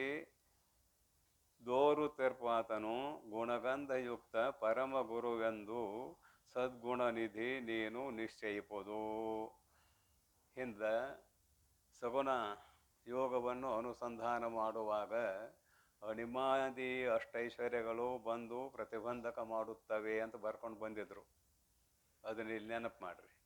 ಅಣಿಮಾದಿ ಪದವ ಈವ ಗುಣಯೋಗಂ ಮುಳಿದು, ಸಗುಣ ಯೋಗವನ್ನು ಬಿಟ್ಟು ಅಂತ ಇದಕ್ಕೆ ಅರ್ಥ. ಹಿಂದೆ ಹೇಳ್ಕೊಂಡು ಬಂದಿದ್ರಲ್ಲ, ಏನು ನಿನ್ನೆ ಬಂದದ್ದು ಬಾಧುಸದಿಂದ ಏನಲ್ಲ. ಸಗುಣ ಯೋಗಂ ಉಳಿದು, ಆ ಯೋಗವನ್ನು ಬಿಡಿಸಿ ನಿರ್ಗುಣ ಯೋಗ ಕರ್ಕೊಂಡು ಹೋಗ್ಬೇಕು. ನಿರ್ಗುಣ ಮುಕ್ತಿ ದೋರು ತೀರ್ಪ. ನಿರ್ಗುಣ ಮುಕ್ತಿ ದೋರು ತೀರ್ಪ ಅಂದ್ರೆ ಇಲ್ಲಿ ದೋರು ಅನ್ನುವ ಶಬ್ದಕ್ಕೆ ತೋರು ತೀರ್ಪ ಅಂತ ಅರ್ಥ ಮಾಡೋದು. ದೋದಲ್ಲಿ ತೋ ಹಾಕೋದು. ನಿರ್ಗುಣ ಮುಕ್ತಿ ತೋರು ತೀರ್ಪಾತನು. ನಿರ್ಗುಣ ಮುಕ್ತಿಯನ್ನು ತೋರು ತೀರ್ಪಾತನು ಅಂದ್ರೆ ಇವನ ಅನುಭವಕ್ಕೆ ಬರುವಂತೆ ಹೇಳುವವನು ಅಂತ ಇಲ್ಲಿ ಅರ್ಥ ಮಾಡೋಣ. ತೋರು ತೀರ್ಪಾತನು. ದೋಕ ಏನು ಮಾಡಿದ್ದೇವೆ, ತೋ ಅಂತ ಅರ್ಥ ಮಾಡಿದ್ದೇವೆ. ತೊರೆಯುವುದು ಅಂತ ಅರ್ಥ ಮಾಡಿದ್ದೇವೆ ಹಿಂದೆ. ಹಾಗೆ ಇಲ್ಲಿ ಕೂಡ ತೋರು ತೀರ್ಪದು ಅಂತ ಅರ್ಥ ಮಾಡಿದ್ದೇವೆ. ದೋರು ತೀರ್ಪಾತನು ಗುಣಗಂಧಯುಕ್ತ ಪರಮ ಗುರುವೆಂದು. ಇಲ್ಲಿ ತಮೋಗುಣ ಇಲ್ಲ, ರಜೋಗುಣ ಇಲ್ಲ, ಸತ್ವಗುಣ ಇಲ್ಲ. ಗುಣಗಂಧಯುಕ್ತ ಪರಮ ಗುರುವೆಂದು ಅಂದ್ರೆ ಅಧ್ಯಾತ್ಮ ವಾಸನೆ ಅಂತ ಇಟ್ಕೊಳ್ಳೋ. ಇಲ್ಲಿ ಅಧ್ಯಾತ್ಮ ವಾಸನೆ, ಅಧ್ಯಾತ್ಮ ಸಂಸ್ಕಾರ ಪ್ರಬಲವಾಗಿರುವಂತಹ ಪರಮ ಗುರುವೆಂದು. ಸದ್ಗುಣನಿಧಿ ಸಕಲ ಸದ್ಗುಣಗಳ ನಿಧಿಯೇ, ಸಮುದ್ರವೇ ಆಗಿರುವಂತಹ ಎಲೈ ಮೈತ್ರೇಯೇ, ನೀನು ನಿಶ್ಚಯಿಪದು, ನೀನು ನಿಶ್ಚಯವನ್ನು ಮಾಡುವುದು ಅಂತ ಇಲ್ಲಿ ಸಗುಣ ಯೋಗವನ್ನು ಬಿಡಿಸಿ ನಿರ್ಗುಣ ಯೋಗಕ್ಕೆ ಕರೆದುಕೊಂಡು ಹೋದ ಅಂತ ಅರ್ಥ ಮಾಡೋದು. ಮುಂದೆ ಹೇಳ್ತಾರೆ, ನಿರಭಿಮಾನಿಕ ಸುಖಿ ಪರಿಪೂರ್ಣನು ಅಖಿಳಜ್ಞನು ಉರುತರ ಕರುಣಾಂಬುನಿಧಿ ಬೋಧಪರನು ಅಭಿವಾಂಚೆ ದೋರುವ ಕೃತಕೃತ್ಯನೆ ಪರಮ ಸದ್ಗುರುವೆಂದು ತಿಳಿ ನೀರೇ. ನೋಡ್ರಿ, ಇದು ನುಡಿಯಾಗಿ ಬರ್ತದೆ ಒಂದು ಶಬ್ದ. ನಿರಭಿಮಾನಿಕ, ಗುರುಗಳಿಗೆ ಅಭಿಮಾನ ಇರಬಾರ್ದು ಅಂತ ಹೇಳ್ತಾರೆ. ನಿರಭಿಮಾನಿಕ ಭಾಳ ಕಷ್ಟ ಇದು.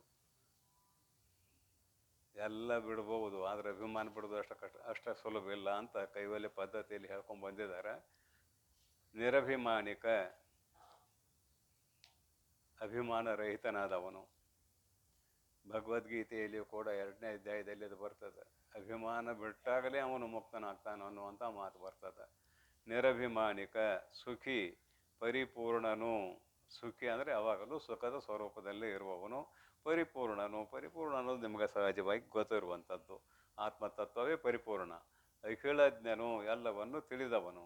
ಉರುತರ ಕರುಣಾಂಬುನಿಧಿ, ಶ್ರೇಷ್ಠಾತಿ ಶ್ರೇಷ್ಠವಾದ, ಬರೀ ಉರು ಅಲ್ಲ, ಉರುತರ ಶ್ರೇಷ್ಠಾತಿ ಶ್ರೇಷ್ಠವಾದ ಕರುಣಾಗುಣವುಳ್ಳವನು, ಸಮುದ್ರ ಪ್ರಾಯನೇ ಆಗಿದ್ದಾನೆ. ಬೋಧಪರನು, ಕರುಣಾಂಬುನಿಧಿ ಬೋಧಪರನು, ಯಾವಾಗಲೂ ಆತ್ಮತತ್ವವನ್ನೇ ಬೋಧಿಸುವುದರಲ್ಲೇ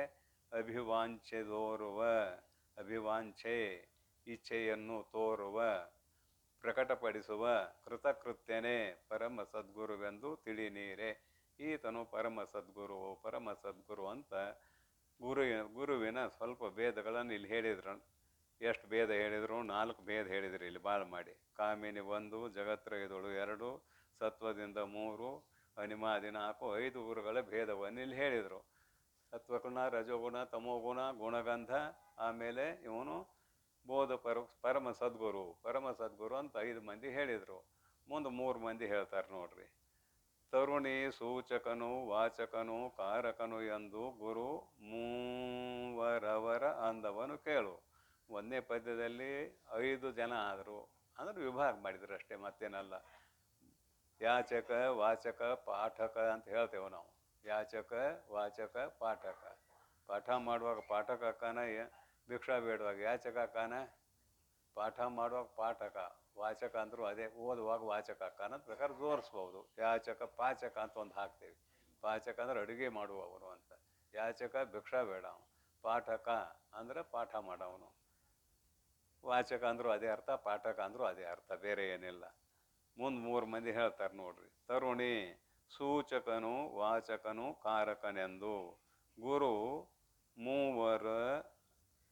ಮೂವರು ಅವರ ಅಂದವನು ಕೇಳು.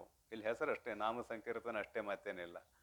ನೀಚರಖಿಳ ವಿಷಯ ವೃತ್ತಿ ಗೆಡಿಸಿಯು ಆ ಗೆಡಿಸಿಯೇ ಗೆಡಿಸಿಯು ಏನಾಗ ಗೆಡಿಸಿ ಯಾ ಬಿದ್ದತ್ರಿ ನಿಮ್ಮ ಪುಸ್ತಕದಾಗ ಏನತ್ ನೋಡ್ರಿ, ಐತಲ್ಲ. ಗೆಡಿಸಿಯೇ ಗೆಡಿಸಿಯೇ ಆ ತಗೊಳ್ಳೋಣ ಅಲ್ಲಿ. ಆ ತಗೊಂಡು ಏನು ಮಾಡೋದು, ಅತ್ಯಾಚಾರವನು ಗೆಡಿಸಿಯೇ ಆ ಬರ್ದಾರ ಅವರು, ಸೌರ್ಣದಿರ ಸಂಧಿ ಮಾಡ್ಯಾರ, ಮತ್ತೇನಿಲ್ಲ. ಅತ್ಯಾಚಾರ ಮಾರ್ಗವರ್ತಿಗಳಾಗೆ ಯೋಚನೆ ಬಿಡಿದು ಬೋಧಿಸಬಲ್ಲವನು ತಾನೇ ಸೂಚಕ ಗುರುವು ಎಂದು ಎನಿಸುತ್ತಿರ್ಕು.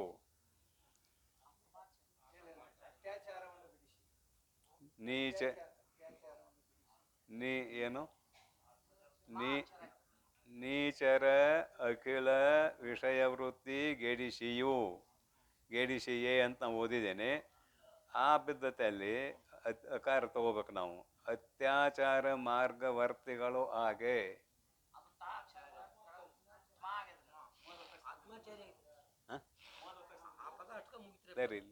ಪುಸ್ತಕ ನೋಡ್ತೇನೆ ಇಲ್ಲಿದ್ದದ್ದು ನಾವು ಓದಿನಿ, ತಪ್ಪಾಗೈತೇನೆ ಅದು, ನೋಡೋಣ.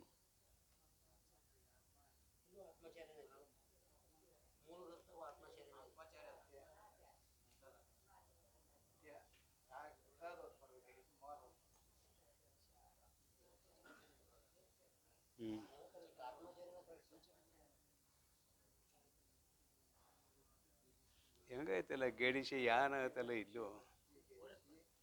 ನೀಚರಖಿಳ ವಿಷಯ ವೃತ್ತಿ ಗೆಡಿಸಿ ಯಾತ ಮುಂದೆ ಅಕ್ಷರ ಒಂದು ವಿಷಯ ವೃತ್ತಿ ಗೆಡಿಸಿ ಹಾಕದ ಗೆಡಿಸಿಯೇ ಮಾಡಬೇಕಲ್ಲೇ, ಪದಚ್ಛೇದ ಮಾಡಿದ್ರೆ ಆಗೋದಿಲ್ಲ. ಗೆಡಿಸಿಯೇ ಆತ್ಮಾಚಾರ ಮಾರ್ಗವರ್ತಿಗಳಾಗೆ ಯೋಚನೆ ಬಿಡಿದು ಬೋಧಿಸಬಲ್ಲವನು ತಾನೇ ಸೂಚಕ ಗುರುವು ಎಂದು ಎನಿಸುತ್ತಿರ್ಕು. ಆಗಲೇ ಇದನ್ನು ಹೇಳಿ ಆಗೈತಲ್ಲ. ಅವರ ನೀಚರಲ್ಲಿ ಕೂಡಿಕೊಂಡು ಅದನ್ನು ಬಿಡಿಸಿ ಅಖಿಳ ವಿಷಯ ವೃತ್ತಿ ಕೆಡಿಸಿಯೇ ಅಲ್ಲಿ ಮಾಡಿದ್ವಿ ಅಂದ್ರೆ ಅವ್ರನ್ನ ಬಿಡಿಸಿಯೇ ಅಂತದ್ರ ಅರ್ಥ. ಗೆಡಿಸಿಯೇ ಆತ್ಮಾಚಾರ ಮಾರ್ಗವರ್ತಿಗಳಾಗೆ, ಅವರು ಆತ್ಮಾಚಾರ ಅಂದ್ರೆ ಆತ್ಮವನ್ನು ತಿರಿಯುವ ಮಾರ್ಗದಲ್ಲಿ ತಮ್ಮನ್ನು ತೊಡಗಿಸಿಕೊಂಡವರು ಆಗಲು ಯೋಚನೆ ಬಿಡಿದು, ಅವರು ಆತ್ಮಾಚಾರ ಮಾರ್ಗಕ್ಕೆ ಬರಬೇಕು, ಯೋಚನೆ ಬಿಡಿದು ಬೋಧಿಸಬಲ್ಲವನು ತಾನೇ. ಈ ರೀತಿಯಾಗಿ ಅವರನ್ನು ತೀಡಿ ಆತ್ಮಾಚಾರ ಮಾರ್ಗಕ್ಕೆ ಬರುವಂತೆ ಮಾಡುವಂತಹ ಜ್ಞಾನಿಯೇ ತಾನೇ ಸೂಚಕ ಗುರುವು ಎಂದು ಎನಿಸುತ್ತಿರ್ಕು. ತಾನೇ ಅವನೇ ಸೂಚಕ ಗುರು ಎಂದು ಹೇಳಿಸಿಕೊಳ್ಳುತ್ತಾನೆ ಅನ್ನುವುದು ಇಲ್ಲಿ. ಮತ್ತು ಅಲ್ಲೂ ಕೊಟ್ಟಿದ್ದಾರೆ ಹೆಸರು ಸೂಚಕ ಗುರು, ಅಲ್ಲಿದ್ದು ಇಲ್ಲಿ ಜೋಡಿಸ್ರಿ ಅಷ್ಟೇ. ಆಚಾರ ನಿಷ್ಠರೆಣಿಸುವರ್ಗೆ ಬ್ರಹ್ಮದ ಆಚಾರವಲ್ಲದೆ ಏನಿಲ್ಲೆಂದು ರೋಚಿಸುವಂತೆ ತಿಳುಹಬಲ್ಲೊಡೆ ಅವನು ವಾಚಕ ಗುರುವೆಂದು ಬಗೆವುದು. ಸೂಚಕ ವಾಚಕ ಅಲ್ಲೂ ಹೇಳಿದ್ರು, ಇಲ್ಲೂ ಹೇಳ್ತಾರೆ. ಆಚಾರ ನಿಷ್ಠರು ಎನಿಸುವರ್ಗೆ ಏನಾಚಾರ? ಬ್ರಹ್ಮವನ್ನು ತಿಳಿದುಕೊಳ್ಳಬೇಕೆಂಬುವ ಸದಾಚಾರ ಉಳ್ಳವರಿಗೆ ಆಚಾರ ನಿಷ್ಠರೆನಿಸುವರ್ಗೆ ಬ್ರಹ್ಮವು ಅದು ಆಚಾರವಲ್ಲದೆ ಏನಿಲ್ಲೆಂದು, ಬ್ರಹ್ಮವನ್ನು ತಿಳಿಯುವುದೇ ಆಚಾರವಲ್ಲದೆ ಏನೂ ಇಲ್ಲವೆಂದು, ಬ್ರಹ್ಮವನ್ನು ತಿಳಿಯುವುದೇ ಆಚಾರವಲ್ಲದೆ ಏನೂ ಇಲ್ಲವೆಂದು ರೋಚಿಸುವಂತೆ, ಅವರಿಗೆ ರುಚಿಯಾಗಿ ಅನುಭವಕ್ಕೆ ಬರುವಂತೆ, ಅವರಿಗೆ ರುಚಿಯಾಗಿ ತೋರುವಂತೆ ತಿಳುಹಬಲ್ಲೊಡೆ ಅವನನು. ಹೀಗೆ ಹೇಳಲಿಕ್ಕೆ ಆತನು ಸಮರ್ಥನಾದರೆ ವಾಚಕ ಗುರುವೆಂದು ಬಗೆಯುವುದು. ಅವನನ್ನು ವಾಚಕ ಗುರು ಅಂತ ಕರೀತಾರೆ. ಇಲ್ಲಿ ನಾಮ ಸಂಕೀರ್ತನ ಅಷ್ಟೇ ವಿವರಣೆ ಮುಂದೆ ಆಗ್ತದೆ ಗ್ರಂಥದಲ್ಲಿ. ಗುರುಗಳನ್ನು ವಿಭಾಗ ಮಾಡಕತ್ತಾರಷ್ಟೇ ಇಲ್ಲಿ ಮತ್ತು ನಾವು ಭಾಳ ಹಿಂಸಾಕ್ ಹೋಗೋದು ಬೇಡ. ಸಂದರ್ಭ ಬಂದಾಗ ಹೆಚ್ಚು ಹಂಚೋದು ನೋಡೋಣ. ಆಚಾರ ನಿಷ್ಠರೆಣಿಸುವರ್ಗೆ ಆಯ್ತಿದು. ಸಾರಸಮುಖಿಯೇ ವಿಚಾರಿತವೂ ಇದು, ನೀನೇ ಪಾರಮಾರ್ಥಿಕ ನಿಷ್ಕ್ರಿಯಾತ್ಮಿಕ ಸಾರತರ ಬ್ರಹ್ಮವೆಂದು ಬೋಧಿಸುವನೇ ಕಾರಕ ಗುರುವೆಂದು ತಿಳಿ ನೀನು. ಮತ್ತು ಸಾರಸಮುಖಿಯೇ ಕಮಲದಂತಹ ಮುಖವುಳ್ಳವಳೆ. ಇಲ್ಲಿ ಸಾರಸ ಅಂದ್ರೆ ಸರೋವರದಲ್ಲಿ ಹುಟ್ಟಿದ್ದು ಸಾರಸ. ಸರೋವರದಲ್ಲಿ ಹುಟ್ಟಿದ್ದು ಕಮಲ. ಕಮಲದಂತಹ ಮುಖವುಳ್ಳವಳೆ, ಹಸನ್ಮುಖಿಯಾಗಿ ಶಾಸ್ತ್ರವನ್ನು ಕೇಳುವವಳೆ, ಹಸನ್ಮುಖಿಯಾಗಿ ಶಾಸ್ತ್ರವನ್ನು ಕೇಳುವವರೇ ಅಂತಿದ್ದಕ್ಕೆ ಅರ್ಥ. ನಿದ್ರೆಯನ್ನು ಮಾಡದವರೇ.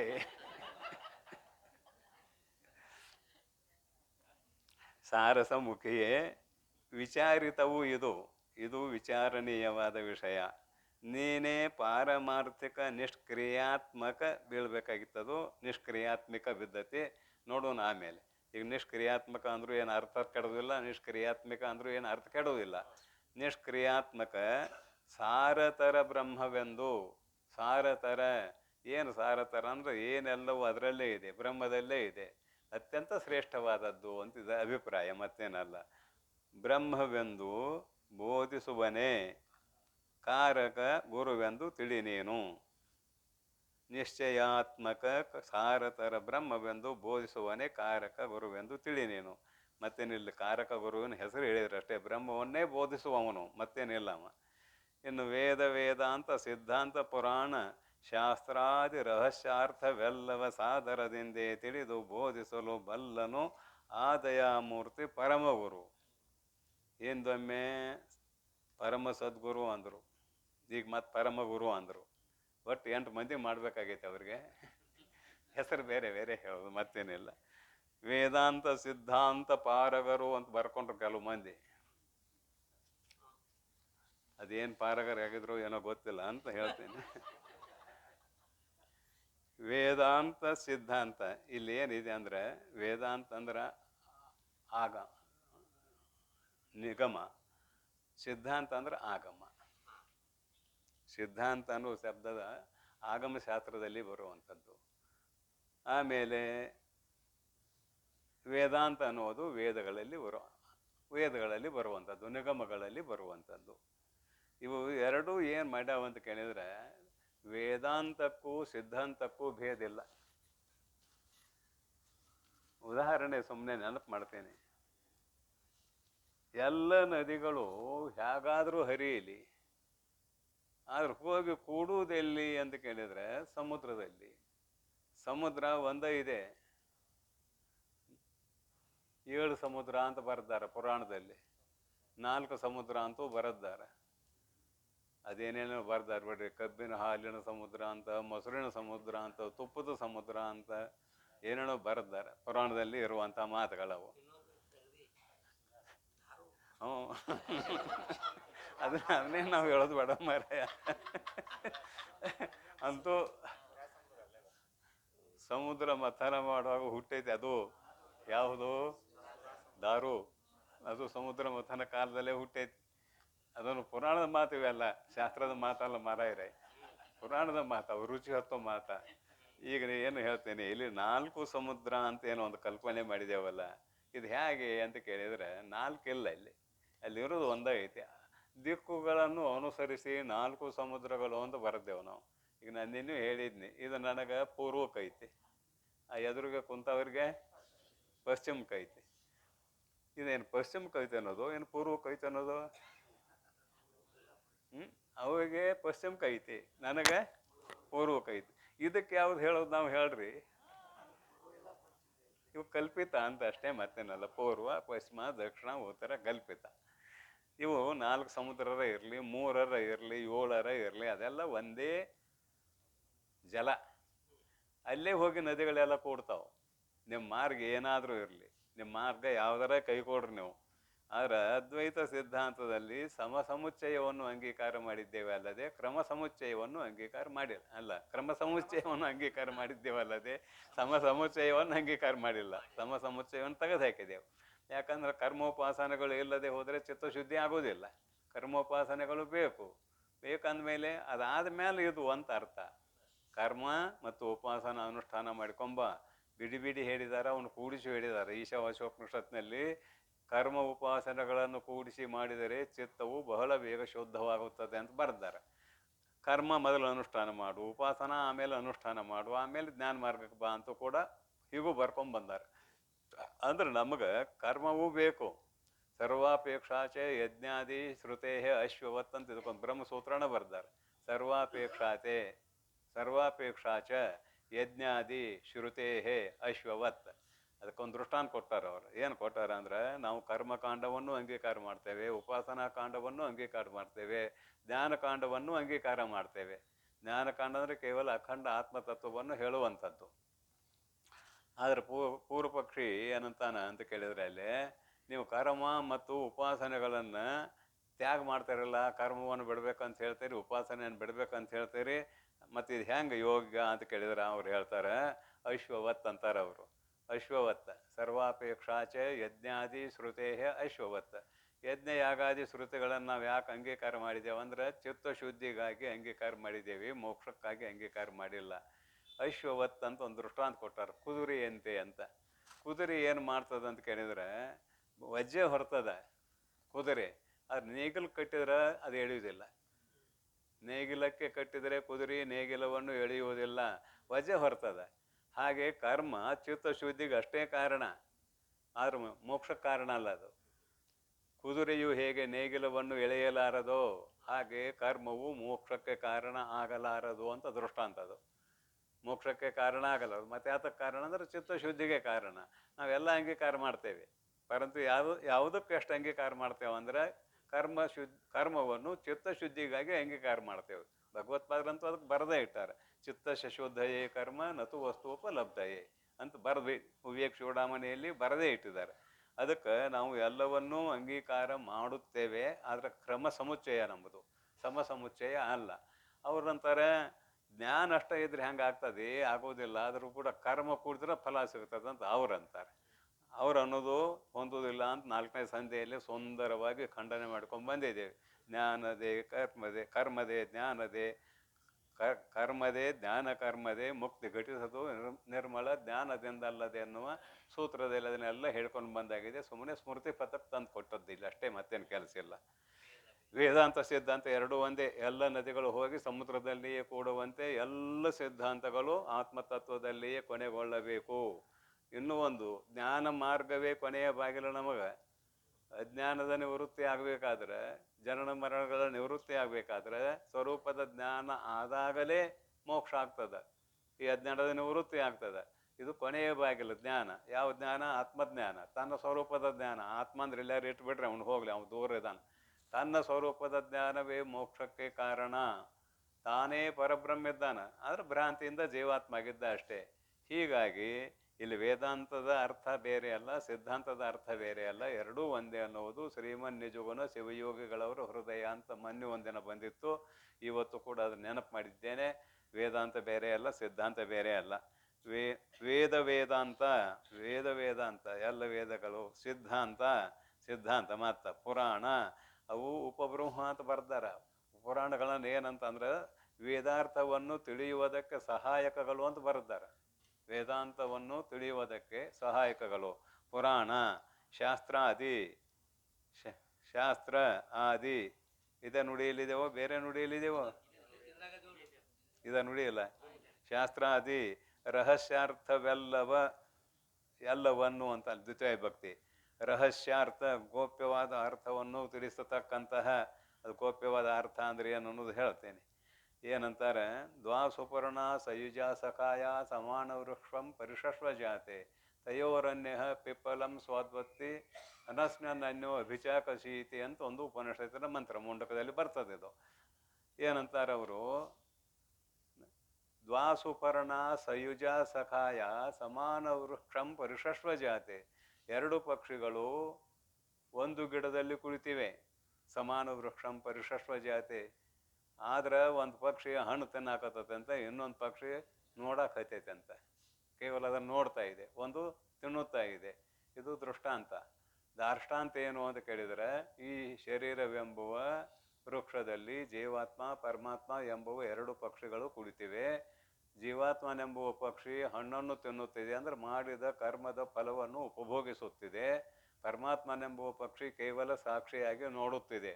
ಇದು ಯಾವಾಗ ಪರಮಾತ್ಮನೆಂಬುವ ಪಕ್ಷಿಯನ್ನು ನೋಡುತ್ತದೆಯೋ, ಯಾವುದು ಜೀವ ಎಂಬುವ ಪಕ್ಷಿ ನೋಡುತ್ತದೆಯೋ ಅಂದರೆ ತಿಳಿಯುತ್ತದೆ ಅಂದರೆ ಅದು ನನ್ನ ಸ್ವರೂಪವೇ ಎಂದು ಕಂಡುಕೊಳ್ಳುತ್ತದೆಯೋ ಆಗ ಮುಕ್ತನಾಗುತ್ತಾನೆ ಅನ್ನುವುದು ಅದರ ಸಾಮಾನ್ಯವಾದ ಅರ್ಥ. ಇದು ಇಲ್ಲೇನಿದೆ ದ್ವೈತಿಗಳಿಗೆ ದ್ವಾಸುಪರ್ಣ ಸಯುಜ ಸಖಾಯ ಅನ್ನೋದು ದ್ವೈತವನ್ನು ಹೇಳ್ತದೆ, ಅದ್ವೈತ ಇಲ್ಲಿ ಸಿದ್ಧಾಂತ ಆಗ್ತದೆ ಅನ್ನೋದು ಅವರ ಅಭಿಪ್ರಾಯ. ಇಲ್ಲಿ ರಹಸ್ಯವಾದ ಅರ್ಥ ಏನು ಅಂತ ಕೇಳಿದರೆ ಅದು ದೃಷ್ಟಾಂತ ಮಾಡಿದ್ದಾರೆ. ಜೀವಾತ್ಮನೆಂಬುವ ಪಕ್ಷಿ ಸುಖ ದುಃಖಗಳನ್ನು ಅನುಭವಿಸುತ್ತದೆ ಉಪಾಧಿಗೆ ಅಧೀನವಾಗಿ.